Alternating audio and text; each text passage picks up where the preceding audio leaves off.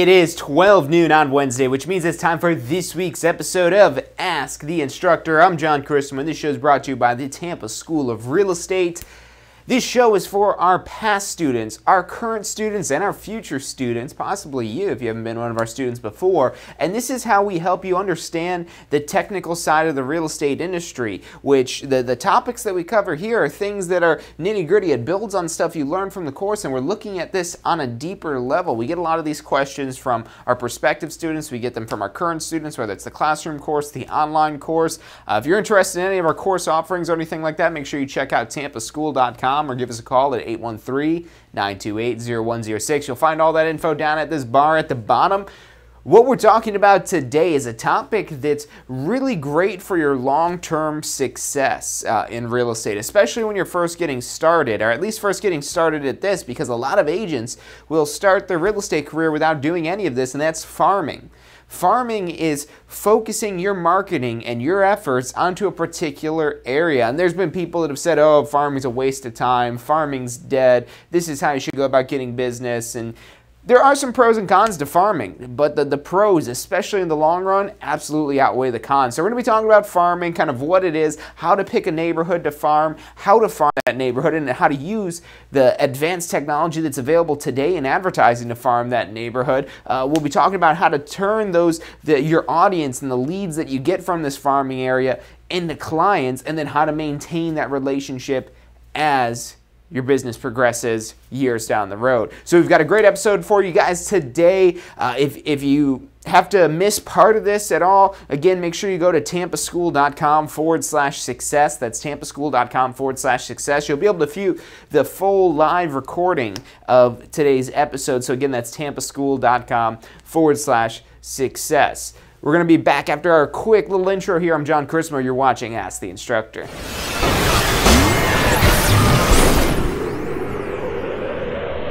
You are watching Ask the Instructor every Wednesday at 12 noon Eastern Time. I'm John Chrismo.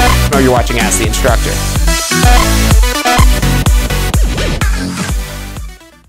Hey, welcome back to this week's episode of Ask the Instructor. I'm John Chrismo. This show is brought to you by the Tampa School of Real Estate. We do this show every Wednesday at 12 noon Eastern Time. If you're not subscribed yet, do yourself a favor and subscribe to our Instagram, to our Facebook, to our YouTube, to our Success Center, wherever it is that you want to take in this knowledge every week at 12 noon Eastern Time. And also don't forget about our show on Fridays, State of Real Estate at 12 noon, where we talk a little bit more about masterminding and growing your business. But a lot of times, these two shows kind of almost merge together in the topics that we're covering here, because they're really two sides of the same coin. The higher level thinking stuff is typically on Friday's State of Real Estate, and the more technical, more detail-oriented stuff, that's what we cover on Wednesdays with Ask the Instructor. And this is a live stream, so if you guys have questions about any of these topics, questions really about anything, even if it's slightly off topic, I could probably make it related to what we're talking about. So feel free to ask those, put that in the live chat. I've got the Facebook and the YouTube and the Instagram all loaded up here so we can check the comments and answer your guys' questions live on the air. And if I don't answer your question right away, don't worry. I probably just haven't seen it yet, and I will answer it for you guys on the show, or if it's right towards the end of the show, I'll put it in the comments for an answer for you guys after the fact. But what we're talking about today is farming.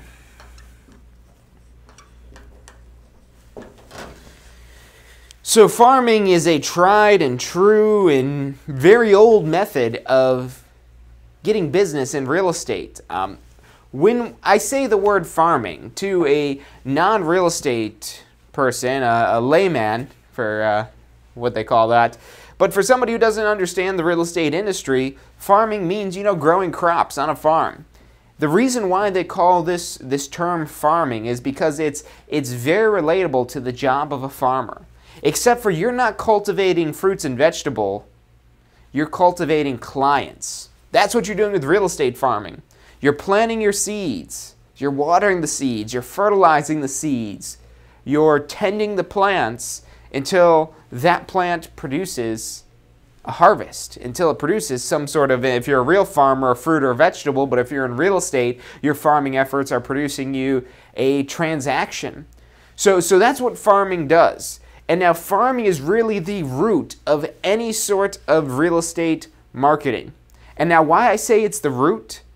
Because farming is what ties you down to a particular neighborhood.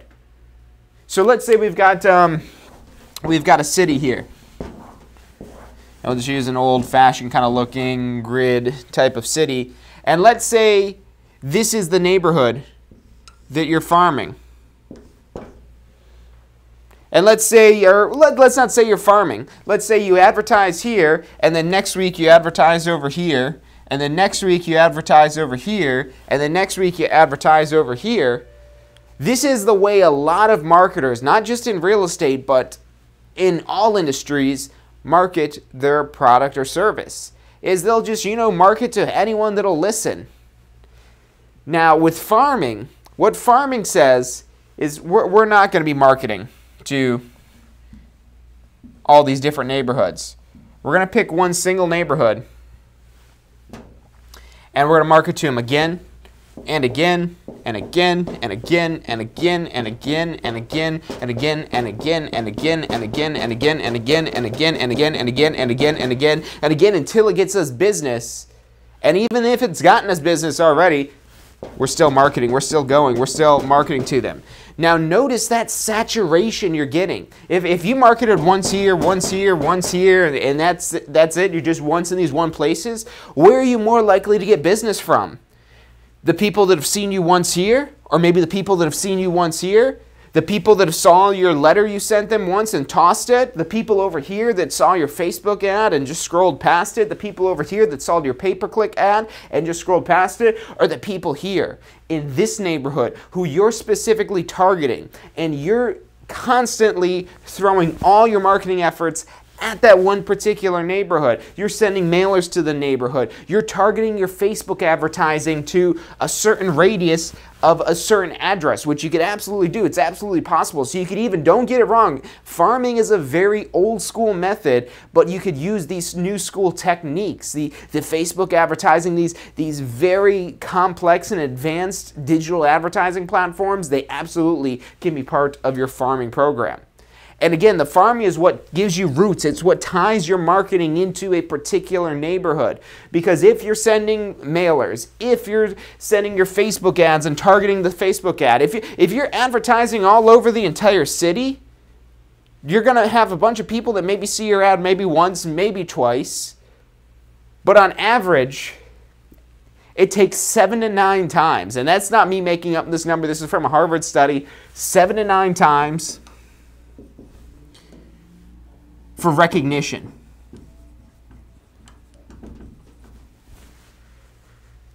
So 7 to 9 times it takes to recognize your brand, your face, your name, your image, whatever it is that you're marketing to them, 7 to 9 times for them to make a connection.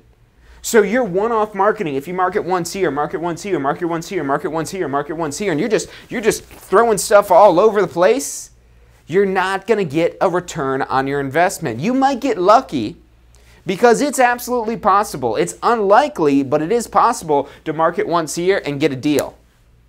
That's possible, but it's very unlikely.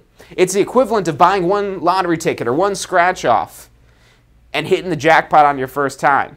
It's absolutely possible. There's stories of that happens to people all the time.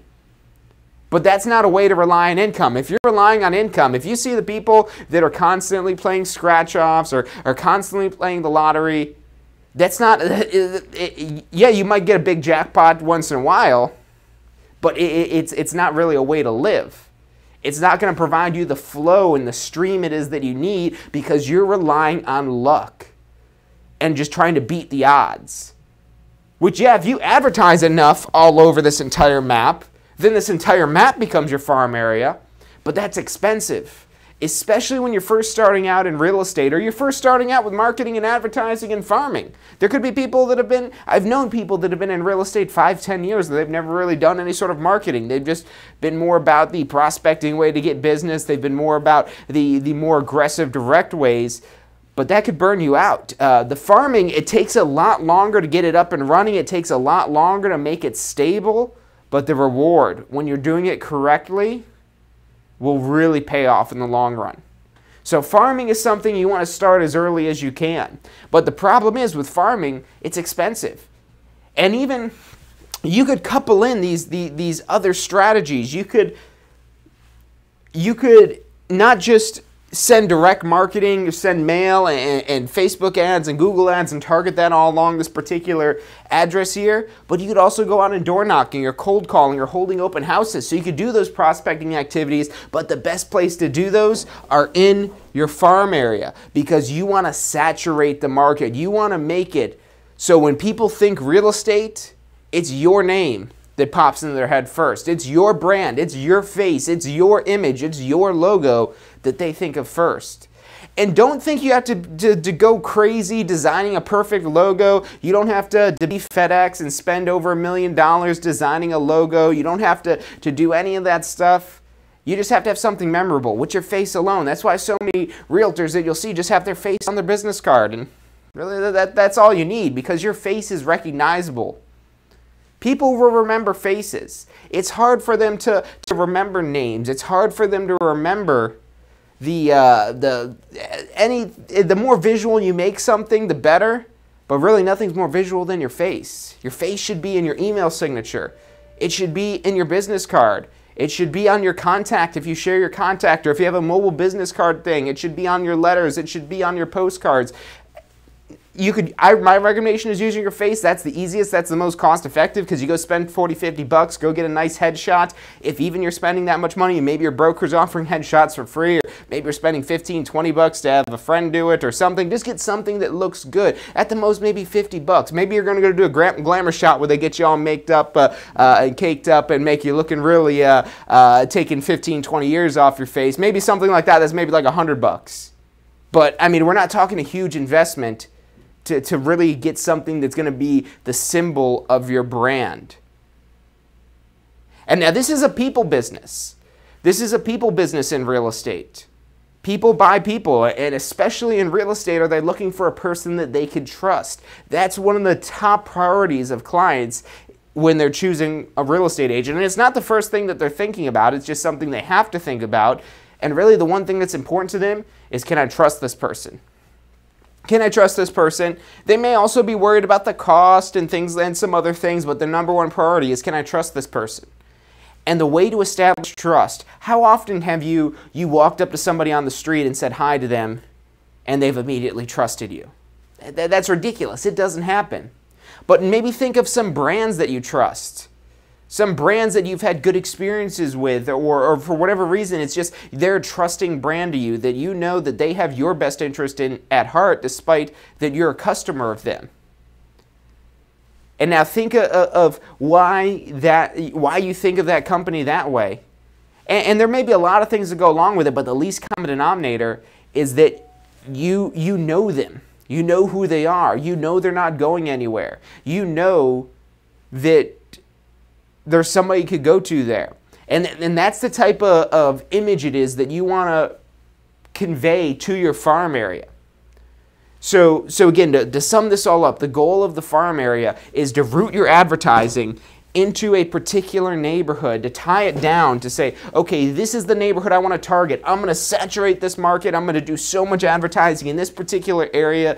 People won't be able to sleep without thinking about John sells houses, or whatever it is you're calling your website, or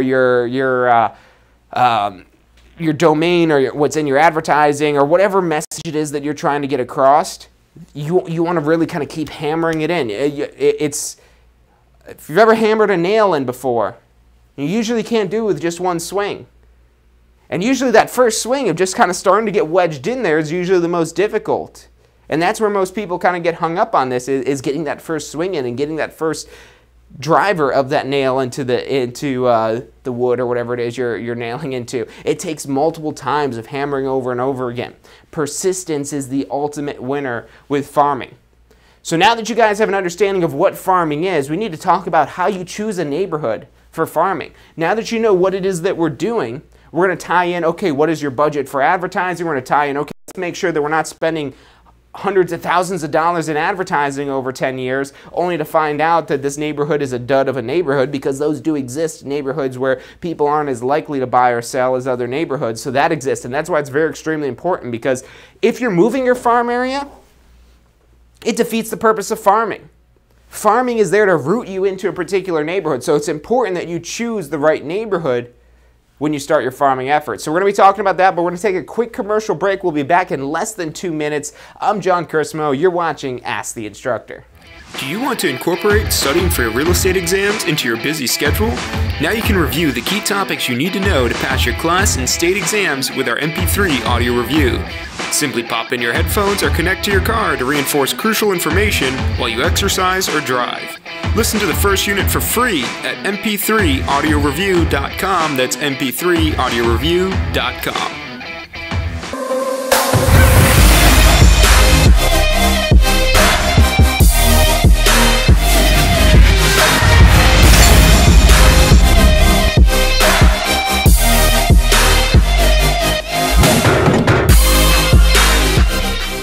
Does your current career allow for unlimited income potential? With a career in real estate, the sky is the limit. What you put in is what you get out. Find out more about how you can tap into the unlimited income potential of a career in real estate at tampaschool.com. Hey, if you're enjoying the show today, which I'm sure you are, be sure to hit like, subscribe, post your comments, share with your friends and family. Thank you guys so much for watching. You are watching Ask the Instructor. Every Wednesday at 12 noon Eastern Time. I'm John Kursmo. You're watching Ask the Instructor. Hey, welcome back to this week's episode of Ask the Instructor. I'm John Kursmo, and every Wednesday at 12 noon Eastern Time, we come to you live to help you get a better understand our previous students, our current students, and our future students, to get a better understanding of the technical side of the real estate industry. And real estate is a very technical industry. You don't have to know all the technical stuff, but the more it is that you know, the easier your job's going to be, and the easier your job is, the more money it is that you can make. If this job is the hardest job in the world, you're going to have a hard time making money, but when you make it easier, and the way you make it easier is by learning more information. So what we're talking about today is a topic that's crucial to your long-term success, and that's farming.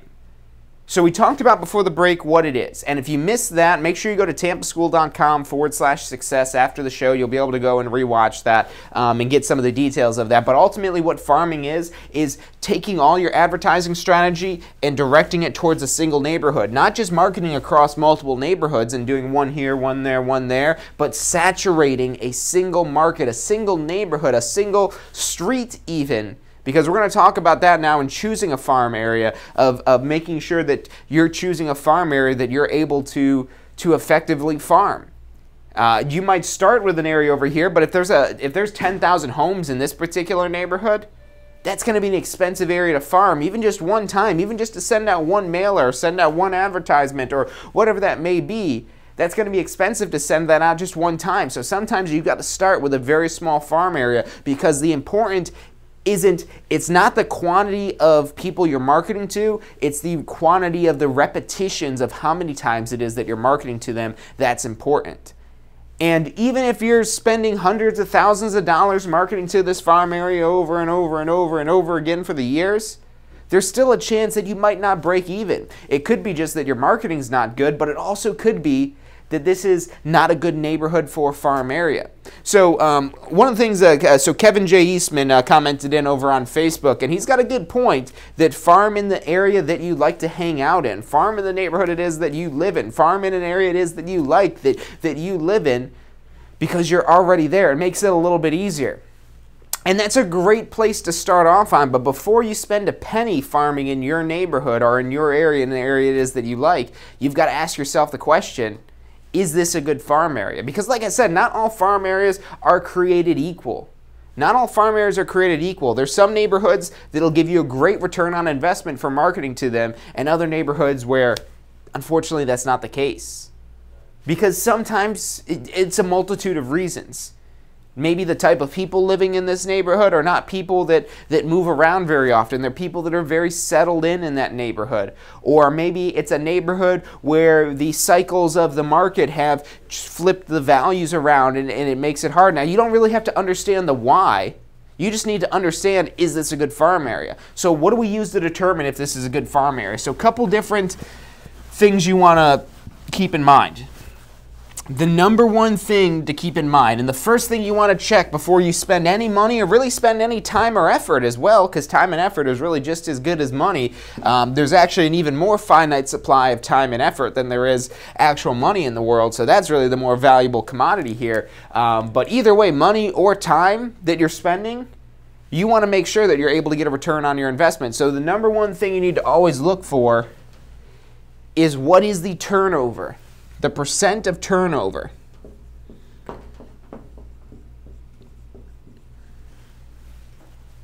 Now, when I say turnover, that means how many homes sell in a year. What percentage of homes sell in that particular neighborhood over the course of 1 year?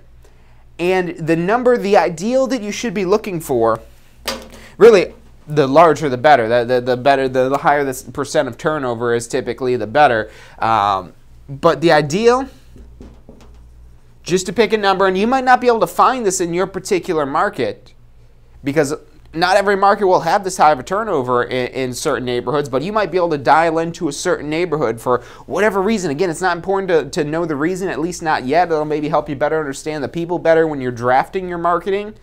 But what you want to find first is, okay, are the people actually selling in this neighborhood? So the ideal is going to be 10% and up. The ideal is at least 10%.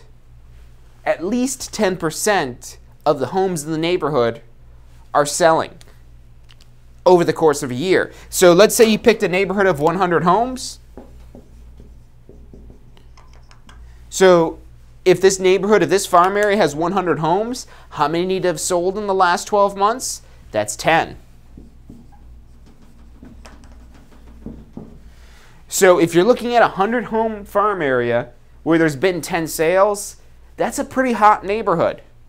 That's a neighborhood where you could get some good return on your investment. So again, you want to shoot for that ideal of 10% or better. Now, if there's a neighborhood where there's 20 sales out of 100 homes, that's probably even better of a neighborhood.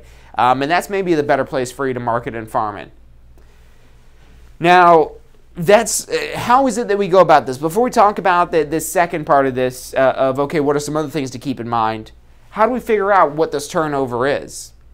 So there's a lot of tools available online to find out how many homes there are in a neighborhood, and then also when you're a realtor and have access to the MLS, this is actually a pretty easy statistic to find for you. But finding these number of homes, you could check in the USPS, the United States Postal Service, Every Door Direct Mail tool. That's a free tool you could use online. Not free for sending the mail, but free to kind of check out this stuff and get to know how many homes there are there. Also a great way to get discounts when you're mailing to every single door like that in a particular neighborhood. So you want to find how many homes there are, and that could even just be as simple as you're just counting the individual lots in the MLS system. So if you want to do it the real old-fashioned way, Realist has some great tools for finding that information as well. But that's basically, you want to find out how many homes there are, and then you turn to the MLS and you say, okay, well, how many homes sold in this neighborhood? And that's the number one thing it is that you want to look at. What are those sales at in this neighborhood? But then at the same time, and now this is your leading metric, this percent of turnover. But what else you want to look at is the percent of expired listings, percent of withdrawn listings, and then maybe also percent of pending listings as well, because that's kind of in this in-between stage of maybe becoming a sale, and probably will become a sale, but I'm not sure on that yet. So that one is, since it's up in the air, it's not real concrete data. I usually don't look at the pending listings. My number one I'm looking at is, okay, how many homes sold in this neighborhood? And that's usually going to be the key thing it is I go off. If I see a number that's over 10%, I'm like, all right, this looks like a good place to market to. But some of the other things that you do want to pay attention to is, okay, how many listings expired? What's the percentage of expired listings? Because what that tells you, if there's an expired listing, and same thing for the withdrawn, more so with the expired, but the withdrawn also typically means this as well, the home wasn't able to sell. Both of these means the home didn't sell. But now, why did the home not sell? Now, withdrawn, that could just mean that they've changed their mind and they've decided not to sell. Maybe they decided to become a landlord instead, or who knows what that may be that made it become withdrawn. It could be because they weren't able to sell the home and they wanted to save face and not have it have that black label of expired on it, that dark, ominous expired symbol that you see on a listing. Because when you see expired, that means nobody wanted to buy the house, at least not at the price that it was listed for. So the more expireds that you see, and now this is helpful when you're trying to compare neighborhoods. Maybe you've got two neighborhoods that have a 10% turnover ratio with 10% of the homes that have sold, but looking at the expired, one neighborhood has twice the amount of expireds as the other. That tells you that people aren't as excited to buy homes in that neighborhood compared to the other neighborhood. Now, a third metric you want to look at is the average home price. So that average price, and now these are all secondary metrics, but it helps give you a better, fuller picture of this particular neighborhood. And you know, I'm a big person for you know, just going out there and taking action and just going out there. So I'm almost wanting to say, hey, look, just find out if it's got a good turnover. If it does, go for it. And you know, you'll probably be in good shape if it's got a good turnover. But when you're committing to this neighborhood for the long term, for 10, 20, for the rest of your real estate career, that's where you want to be sure that this is a neighborhood that's going to give you a return on investment. And the more research it is that you do that, the more you'll find out that it is or that it is not. Or at least, this shouldn't be the defining factor of whether or not you farm an area, but which area it is that you're farming. You're looking at, okay, how many expireds, how many withdrawns, what's the average sale price? Because if the average sale price is $50,000, and if you're not a $50,000 transaction type of real estate professional, you're not going to enjoy farming that neighborhood. So farm a neighborhood that you want to be able to sell homes for. Look at that average price, and that's usually a big factor. It's definitely second to the percent of turnover. And as you get higher in price, that turnover percentage is going to get smaller because the homes are larger, there's less people that can afford these homes. So keep that in mind, that as you go higher in price, that average is going to drop down. But it might be worth it because there's typically a lot bigger payday at the end of this year. I mean, so you might be looking at $400,000, or $400,000 doesn't really get you excited. Maybe look at $500,000, $600,000, $700,000. Maybe look at $1 million plus neighborhoods.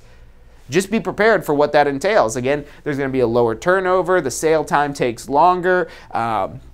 There might be more expired and withdrawn listings, again, just because there's a lot smaller market that can afford the higher priced homes. And then also make sure you're equipped for that. So on the opposite end of this, we said, oh, well, maybe you don't want to deal with the $50,000. There's a lot of $50,000 transactions out there, and these are investor clients, which it's a lot less emotional of a process typically than dealing with a retail purchaser.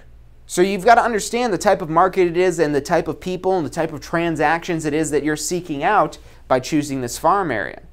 So let's say that you want to pick the $700,000 neighborhood.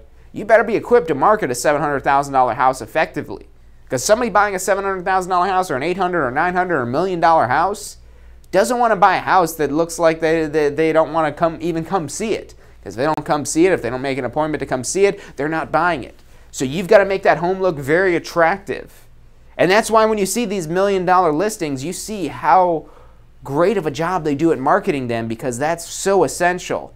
A $50,000 house, yeah, you could probably get a little bit higher price by marketing it higher, but that's less of an issue. People are more buying that for being a deal, or because that's maybe all they can afford or something like that, rather than anything further. So one other thing that you've got to pay attention to is the days on market.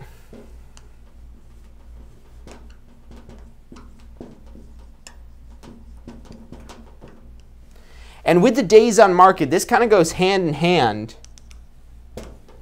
with that percent of expired. Between these two metrics, between the percentage of expired and the days on market. Now, days on market, the shorter, the smaller, the better. The shorter that days on market is, the more likely the homes are going to sell quickly. And you want to find homes that are going to sell quickly. That makes your job easy. If there's a lot of demand for the neighborhood, this days on market is going to be very short. So you look at that across the different listings, and that also gives you an idea of what this average price point is. So all of this data, all of these numbers kind of mesh together to give you a comprehensive picture of how effective this market is going to be for farming, whether you're going to get a lot of return on investment or you're not. But either way, you could have picked the best farm area in the world and gone through all this data and say, okay, it's got a 20% turnover, there's no expireds, the average days on market is 7, and the average price is $700,000. This is hot dog, this is the farm area for me. It's the dream farm area. So you find this perfect farm area, now it's time to execute. This is a very small part. This maybe shouldn't take you more than an hour or two to go through and search. The first thing you need to look for, so just to make this quick, because you want to try to keep this under an hour. You don't want to be spending all day when you could be actually out there earning business and making money, because this isn't a money-making activity. This is a planning to make money activity.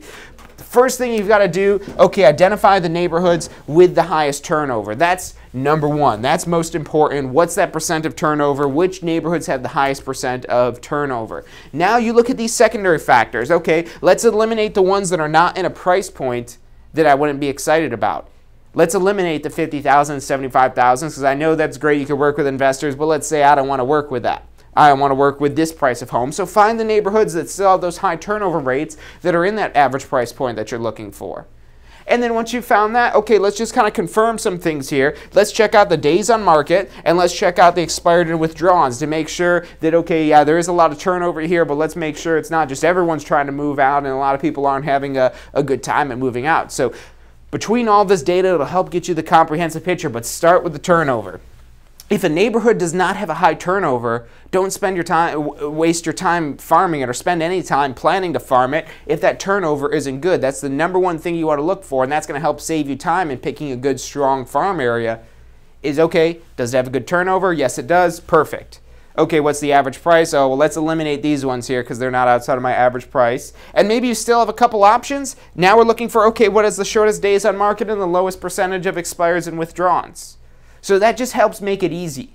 And yeah, it's great to farm an area it is that you work in, but if that neighborhood it is that you work in, that you live in, has a 1% turnover or 0.5% turnover, you know, it doesn't really matter too much that you love it.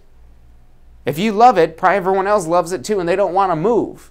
So if being that you live in the neighborhood or you hang out a lot in that neighborhood and it meets all these characteristics, you're good to go. That's maybe something to consider, but that's second to all this information. We're going to take another quick commercial break, but we'll be back in less than 2 minutes. John Carissimo, you're watching Ask the Instructor. Do you want to incorporate studying for your real estate exams into your busy schedule? Now you can review the key topics you need to know to pass your class and state exams with our MP3 audio review. Simply pop in your headphones or connect to your car to reinforce crucial information while you exercise or drive. Listen to the first unit for free at mp3audioreview.com. That's mp3audioreview.com.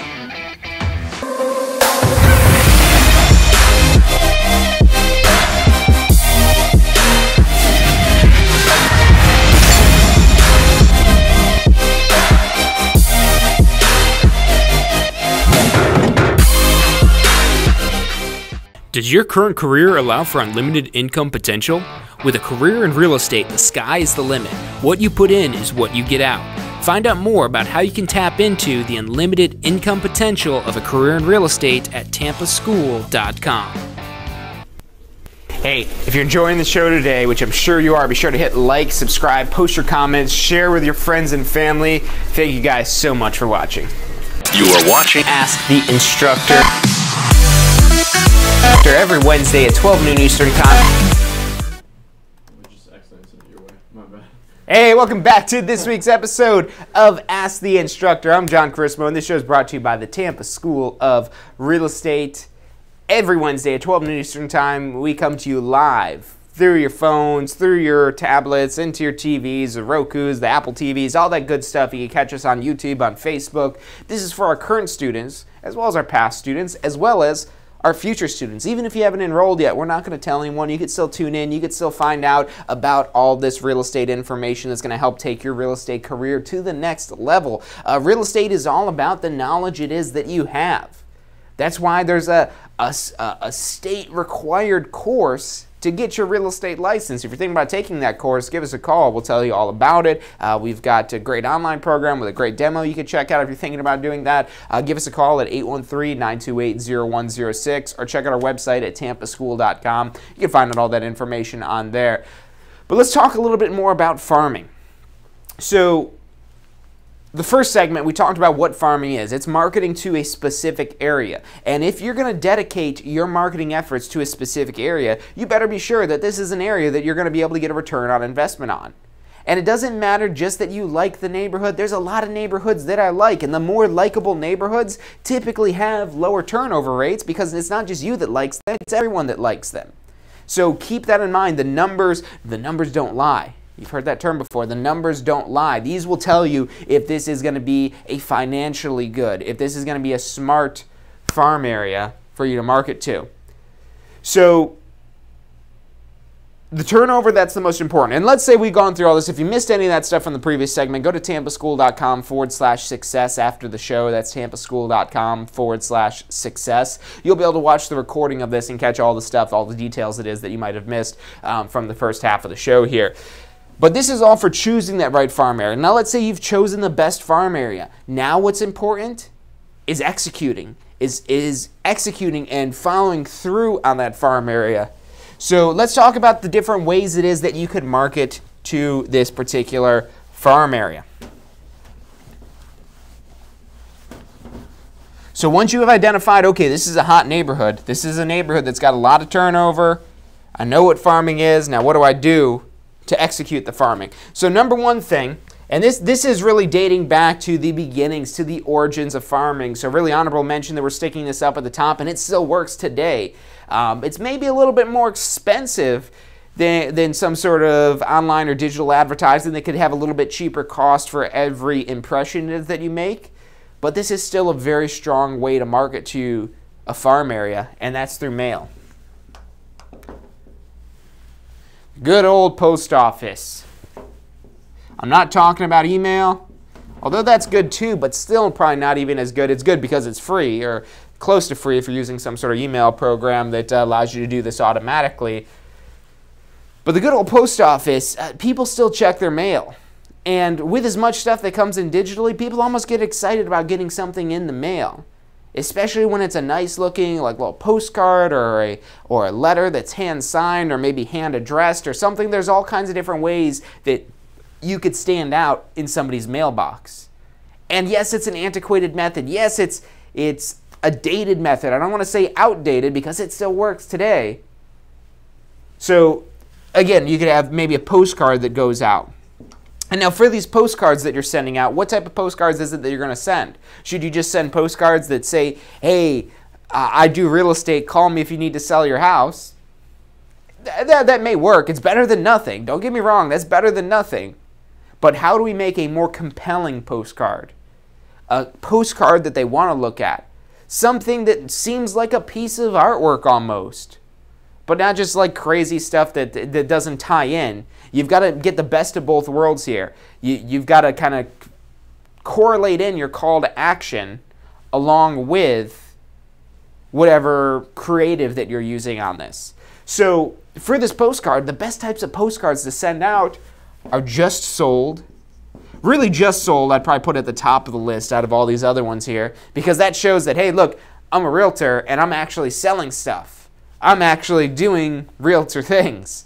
I'm actually out there servicing clients. People see that, wow, look, they just sold this house. We should call this person.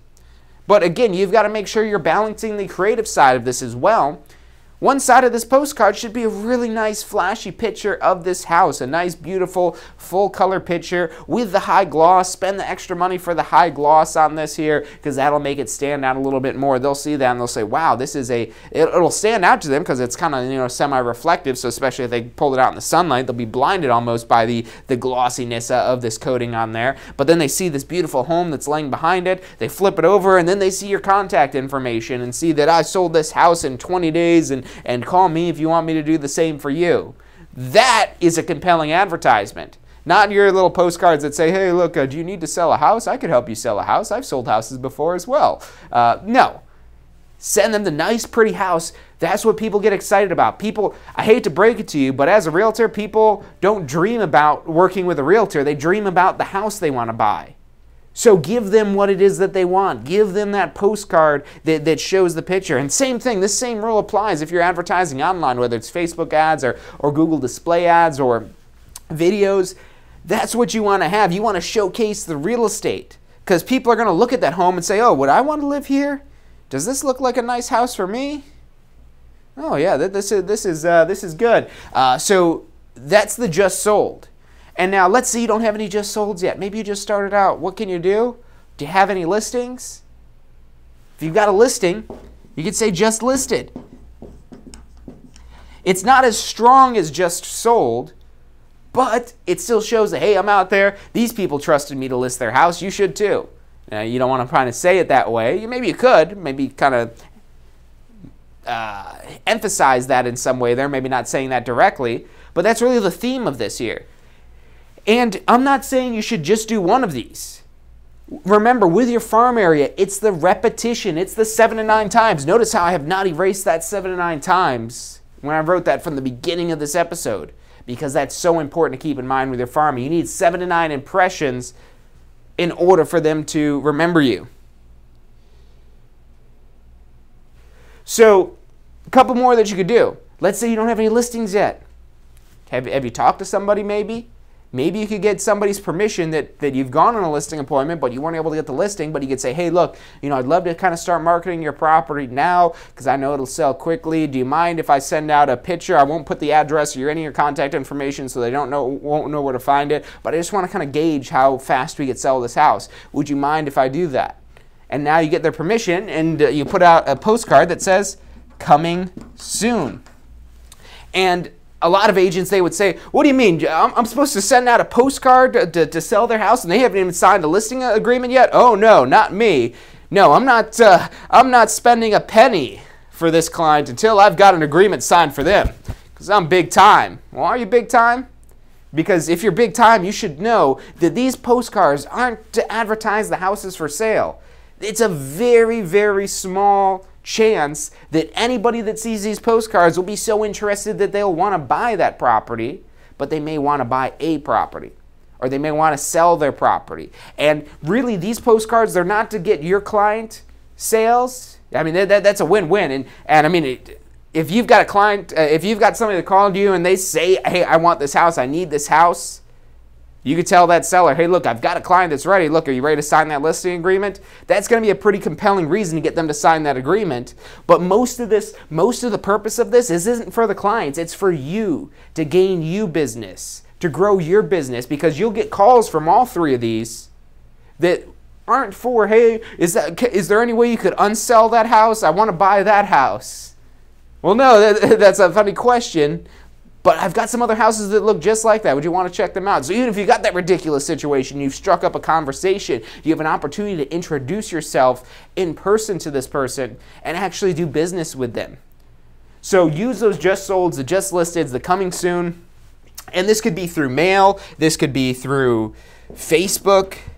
I like to talk about this through mail because everyone knows what a postcard looks like. This could be a letter. This could be all kinds of different things. It could be a Facebook post, and not just a Facebook post that you're posting from your personal profile for your friends to see and that's it. No, a boosted post that's out there for millions of people to see, not just one person. Really targeting that to your farm area, because in Facebook it has the tools where you just say, I want to advertise within so many miles of this particular address, within 1 mile of this address or whatever that may be. So you could advertise on Facebook that way. You could advertise with Google pay-per-click. And with that, maybe you have to have some sort of landing page or something like that, and you've got a home showing right at the top. Again, just sold in 30 days, sold in 29 days. I could do the same for you. Fill out the contact form below, something like that, that again, like I said, really helps emphasize, that tells the story that, hey, I'm not just here to try to sell you services. I'm out here doing services. You want my services? Call me. That's really the essence of farming. That you're not out there chasing after the clients, you're getting the clients to chase after you. That's what you want to keep in mind with the farming. But in order to get them to chase after you, because if you're saying call me, you're begging them to chase, you're almost chasing after them. You're kind of saying, hey, come on, you want to come get me? Come on, come get me. But by doing this, you're saying, oh yeah, I'm selling houses. Come catch me if you can. I might be in your neighborhood this day. Call me. Something like that, that's, again, kind of changing that mindset and makes your job a lot easier, because now they're willing to research about you, they're willing to find out about you and do all this other stuff in advance, so you don't have to do the selling on yourself. They're already sold on you when you're farming correctly. But now, it's still important to be able to turn these clients it is that you're marketing to into leads, or these leads it is that you're marketing to into clients, this audience that you're marketing to actually turn them into clients. Because this all falls apart.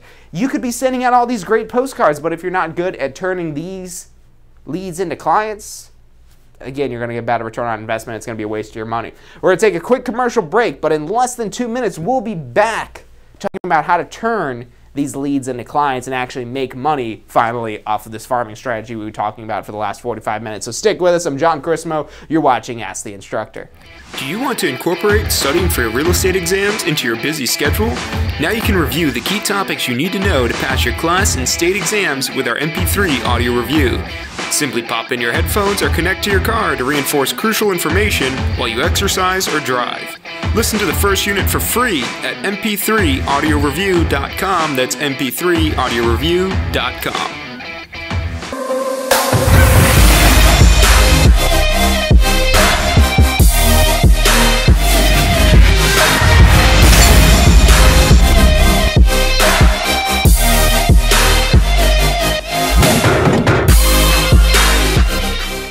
Does your current career allow for unlimited income potential? With a career in real estate, the sky is the limit. What you put in is what you get out. Find out more about how you can tap into the unlimited income potential of a career in real estate at tampaschool.com. Hey, if you're enjoying the show today, which I'm sure you are, be sure to hit like, subscribe, post your comments, share with your friends and family. Thank you guys so much for watching. You are watching Ask the Instructor. Every Wednesday at 12 noon Eastern Time. I'm John Chrismo. You're watching Ask the Instructor. Hey, welcome back to this week's episode of Ask the Instructor. I'm John Chrismo, and this show is brought to you on behalf of the Tampa School of Real Estate. This is for our past students, for our current students, and don't worry if you're not a student of us yet, it's also for our future students. Maybe you've already have your license, but you still need to do continuing education or post-licensing. Come talk to us. We'll give you the best continuing education and post-licensing there is in the world. If you're thinking about getting your real estate license, come talk to us as well. You can call us at 813-928-0106. Again, that's 813-928-0106. We've got that phone number floating throughout this bar down at the bottom. You'll see that. And also our website, tampaschool.com. Again, that's tampaschool.com. So while we're on break here, we got a question on Facebook from Mark Vansco, and he's asking a question which, first read it, I was like, well, wait, what is he saying here? So he's asking, what are the risks of an untapped market? So maybe going into a market where there's no one else marketing in that. And I think that's what you're meaning by an untapped market, Mark. So if that's otherwise, let me know in the comments and we could kind of change that up. But if you've got a market where there's no one else marketing in there, I mean, the risk, the downside of that is you're going to have a lot higher return on investment. You're going to get a lot more business off of your marketing efforts there. And when that's happening, you might get overwhelmed. So that's the risk if we're talking about a market where there's not enough people advertising it and when there's really no one advertising it as a real estate professional. The other risk, let's say you're talking about with an untapped market, a market where there's not a lot of turnover. So that's something you do want to absolutely worry about. If there's not a lot of turnover in that neighborhood, the risk is you're going to be spending money for advertising and you're not going to get, or you're going to get very minimal return on your advertising. You might break even because farming is very effective if you stick with it long enough. And when I say this, so this last segment, what I want to really focus on here is, the last little bit I want to focus on here is how you turn this audience, these people you've been marketing to, into clients, which without this farming doesn't make any sense. So the first thing, and this is the biggest problem people run into with farming, is this is not an overnight success. You're not an overnight success with farming. Yeah, like I said, again, you might get lucky with your advertising, maybe that first set of mailers that go out, or Facebook ads, or Google pay-per-click, and you get some good response to that. And maybe you do end up getting a deal off of it, but don't count on that. Don't rely on that. Farming is very much about the long term. So the way and this is a little bit overly protective, I would say, but what you should figure in for when you're first starting marketing in a new neighborhood is that you're planning on marketing in this neighborhood for a year without any deals being done. Marketing there for a year without any deals. Now, you're going to do everything you can to make sure that doesn't happen, but you want to plan for and budget for and understand that that's a possibility that could occur. You could market in this neighborhood for a year and you don't get anything. And maybe on month number 13 or 14 or 15, that's where you finally got a client that ends up actually being a deal. Now, ways you can kind of combat that is being higher skilled and higher trained, so when you do get these leads coming in, you don't blow it, so to say. That you don't mess it up and lose the business because of that. So rule number one, I've left this up here the whole time, 7 to 9 times for them to recognize you, and that goes right in line with what I just talked about, is that this is long term.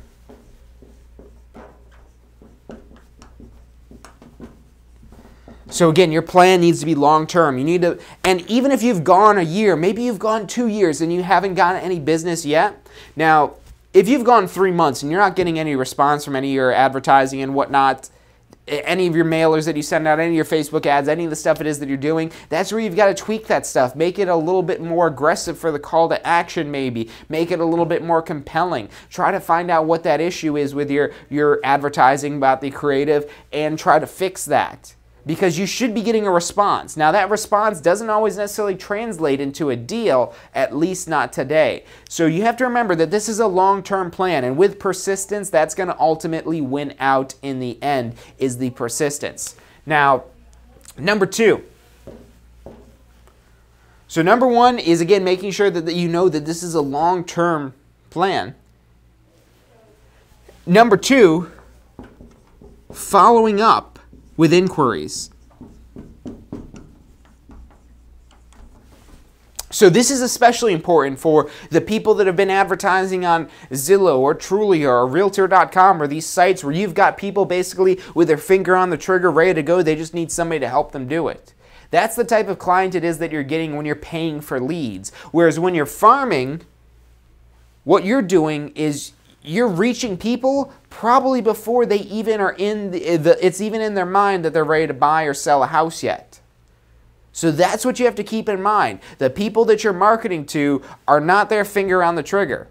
They're not ready to go right this second, like when you're buying leads off of Zillow or Realtor.com or any of the sites it is that you're purchasing leads from. You're marketing to people who, they might want to buy or sell someday, but that someday isn't today. So you have to follow up with the inquiries, just like you're constantly marketing. And when you get somebody that calls you, great, now you've got their phone number in addition to their address or however it is that you've been reaching them with your advertising before. And now you could also ask them, hey, look, and I also do a newsletter for the neighborhood. Are you on that newsletter yet? Don't let them know that you just started this newsletter and you have no one on there. You just ask them, hey, are you on that yet? No? Oh, well, here, let me get you on that neighborhood newsletter, keep you up to date with everything going on in the neighborhood or the market trends and whatever else it is that you're sending out in that. So now you've got 3 ways to market to them. You've already got whatever it is that you've been doing by address, by location that you're marketing to them, their address really. Now you just got their phone number because they called you. And number 3, you ask them for their email. And I've talked about this before. Not everyone always opens their email. Not everyone always answers their phone. A lot of times your mailings are just going to get thrown in the garbage. But when you combine all 3 of those together, you're hitting them from all angles. And you've got to be smart about this. You don't want to scare them off. You've got to kind of judge where it is that they are in the process. And you're just going to come across as a person. That's really all you are. You're just a person that wants to help them when they're ready. You're not there to talk them into, hey, yeah, you need to sell now. Oh, you don't want to sell now? Well, too bad. You need to sell now because I need to get paid. No, that's not what you're there to do. You're there to be their friend, to be their trusted advisor in all things real estate. And someday, they're going to be ready. Or they're going to be close to ready. And then you maybe just have to do a little bit to push them over the edge. But you have to gauge that. If they're these people that are kind of, I think I've been thinking about selling quite a bit. I actually talked to another realtor. That's a hot lead. That's somebody, okay, yeah, let's get on the phone. Let's maybe send them some text messages every so often. Talk about some stuff of, oh, well, what are you doing to get ready for the sale? What have you researched so far? When is it that you need to sell? Where is it that you're moving? Finding out this additional information so that way you're able to really kind of make this a more personalized relationship.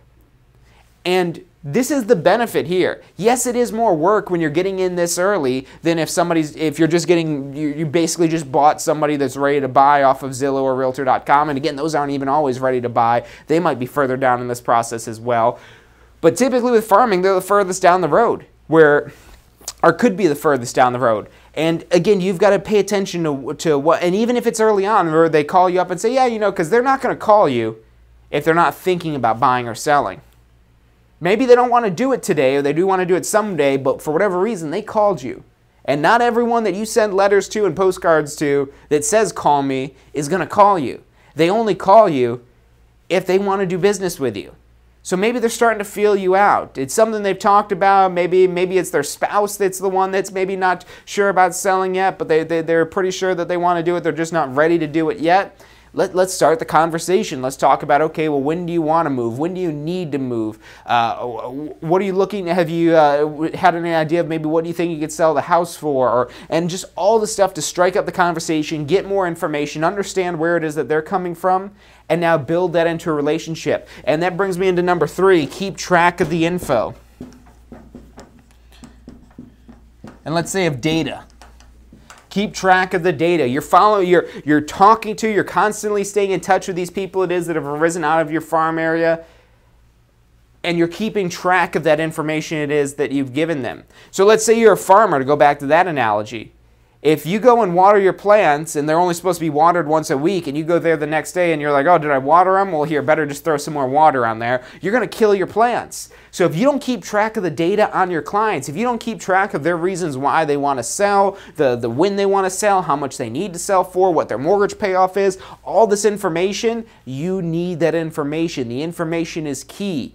If you have to keep asking them the same questions, they're going to say, this guy, this girl, they aren't professional. They don't even remember that I told them this. Every professional remembers what you tell them. It's not that you remember, it's that you've got that in a database, because in theory, you should have hundreds of clients. And it's hard to keep track of all these individual clients, and that's why you use a computer or a notebook or something to keep that down, to keep track of all that data it is that you gain over time. And that's really, these are the 3 rules. I want to keep it simple and keep it at that. If you remember, this is a long-term plan, 7 to 9 times just for them to recognize you. And then when you do get the inquiries, don't just say, oh, do you want to buy today? Nope, okay, bye. And just throw them out of your life for good. You're throwing that lead down the drain. So you've got to follow up with them. And now to have effective follow-up, you've got to keep track of all that data it is that you've collected. What it is that you talked about in your conversation. Do they have kids? Because you could ask them, oh, well, how's Billy doing? How's Billy's baseball? Is he still playing baseball? And all that information, just so you know. And really, this will help you jog your memory, because you might remember some of these things you talked about with them, but you want to have that on paper. Don't trust your mind, because your mind plays tricks on you. It's easy to forget this stuff if you're constantly not repeating it, which you won't be with this. So put it in your database, and you could use software for that, or use a website, you could use an old-fashioned notebook or file folders or whatever it is that you do, but whatever you do, make sure that you do keep track of that information. And that's really my 1 hour little synopsis this week of Ask the Instructor on farming. If you missed any part of this episode, make sure you go to tampaschool.com/success. That's tampaschool.com/success. 2 C's, 2 S's in that, SUCCESS. And then you'll be able to find the full recording of this episode, the full hour-long, unedited recording of all the information of what farming is, to how to pick the farm area, to how to market in that farm area, to how to turn these leads into clients and actually make some money off of this. So make sure you check that out. If you're thinking about starting, or maybe you've got to do continuing education or post-licensing or something, give us a call.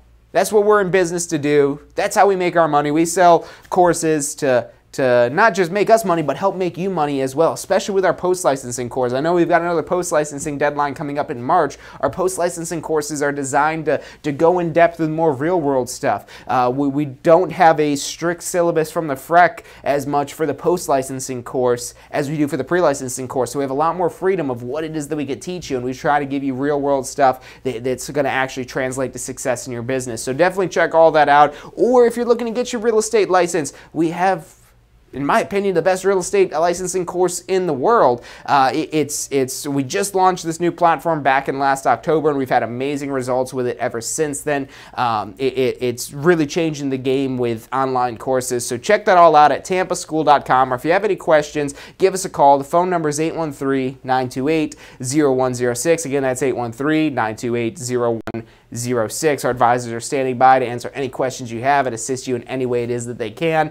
Subscribe and like the show so that way you get updates. The best place to subscribe is on our Success Center, tampaschool.com/success. You drop your email in there whenever it is that we go live. We're going to send you an email that lets you know, hey, we're giving out all kinds of real estate knowledge today. Make sure you tune in. And that's every Wednesday at 12 noon. We do Ask the Instructor. Make sure you guys tune in on Friday for State of Real Estate. That's also at 12 noon. We talk a little bit more about masterminding to grow your real estate business. But that's all I've got for you guys today. Thank you for tuning in. Go out there, implement some of this information, and go make some money. Do you want to incorporate studying for your real estate exams into your busy schedule? Now you can review the key topics you need to know to pass your class and state exams with our MP3 audio review. Simply pop in your headphones or connect to your car to reinforce crucial information while you exercise or drive. Listen to the first unit for free at mp3audioreview.com. That's mp3audioreview.com.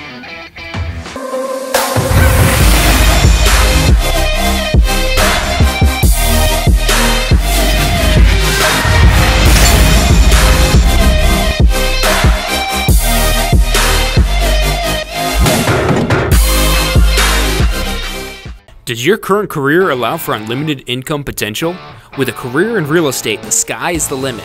What you put in is what you get out. Find out more about how you can tap into the unlimited income potential of a career in real estate at tampaschool.com. Hey, if you're enjoying the show today, which I'm sure you are, be sure to hit like, subscribe, post your comments, share with your friends and family. Thank you guys so much for watching. You are watching Ask the Instructor. Every Wednesday at 12 noon Eastern Time. I'm John Chrismo. You're watching Ask the Instructor.